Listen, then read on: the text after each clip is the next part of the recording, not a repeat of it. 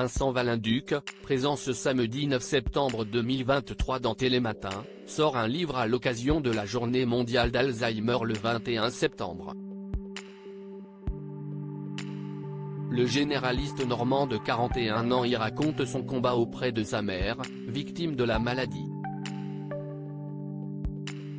Au CP, déjà, je répétais à ma maman que je voulais devenir médecin, se souvient Vincent Valinduc en évoquant la jeunesse de son parcours. 35 ans passés, son rêve d'enfant s'est réalisé. Et bien plus encore.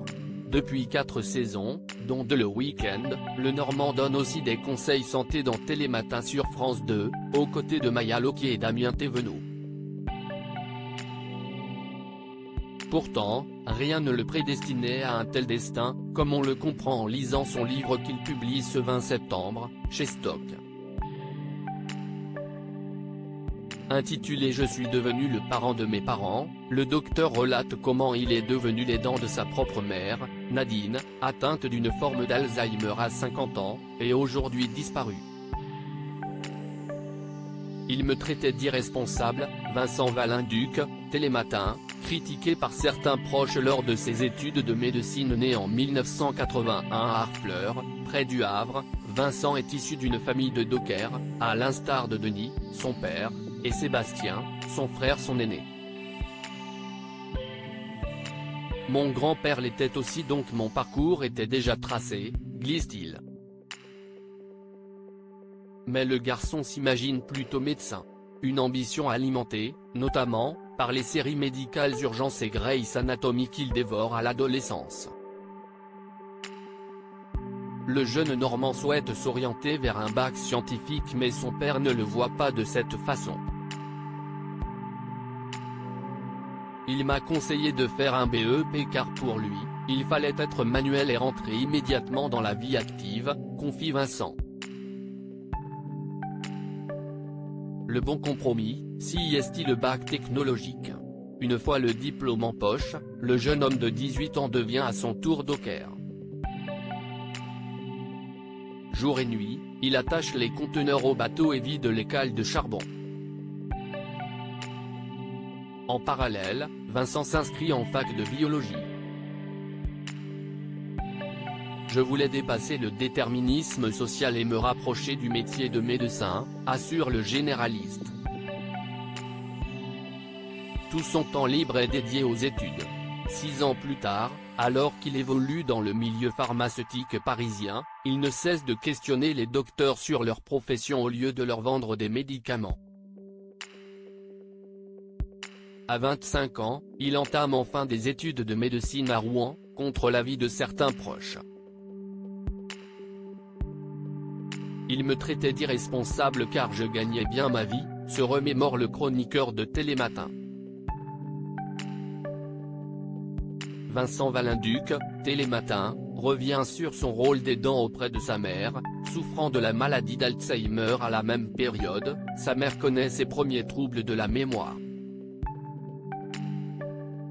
Alors qu'il révise dans sa chambre, Nadine vient le voir pour lui poser plusieurs fois les mêmes questions, puis omet de mettre de la lessive en lavant le linge et oublie les casseroles sur le feu. Au fil des mois, les symptômes s'accentuent. Rien de préoccupant pour le médecin de la famille, il s'agit sans doute d'un trouble de l'attention ou même de la ménopause. En 2016, après plusieurs rendez-vous chez des spécialistes, le résultat tant redouté tombe, Nadine Valinduc souffre d'un Alzheimer atypique.